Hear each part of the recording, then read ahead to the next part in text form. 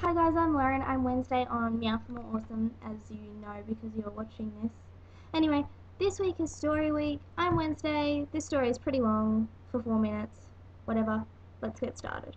A man was driving in the middle of nowhere down a secluded country road far from any cities. He got a flat tire and got out to walk for help. After walking for some time, he came to a small stone monastery. He knocked on the door and roused the monks.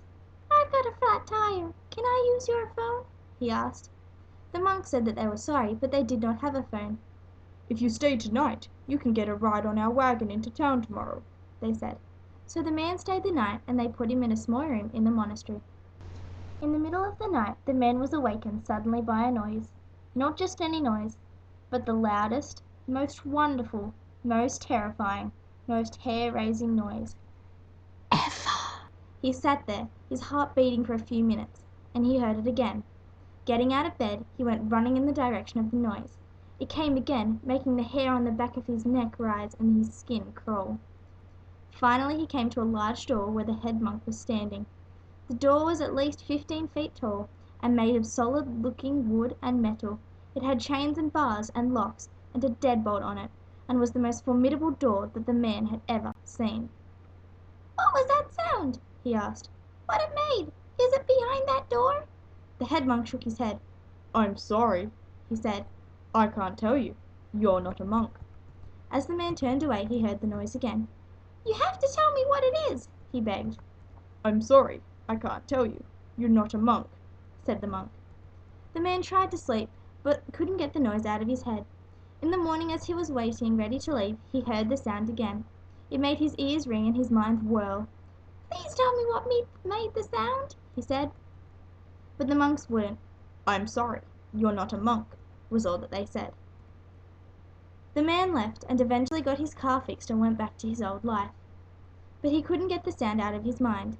After a few months he got in his car and drove until he found the monastery again. He got out of his car and found the head monk. "I can't forget the sound from that night I was here. Please, please, please tell me what made the sound." The head monk just shook his head. "I can't tell you. You're not a monk," he said.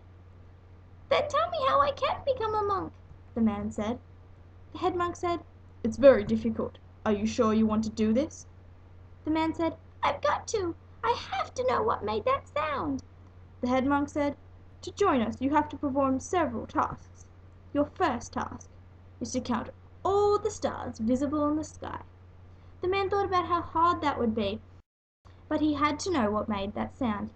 He sat up every night for a year, counting the stars over and over and over, until he was sure how many stars were visible in the sky.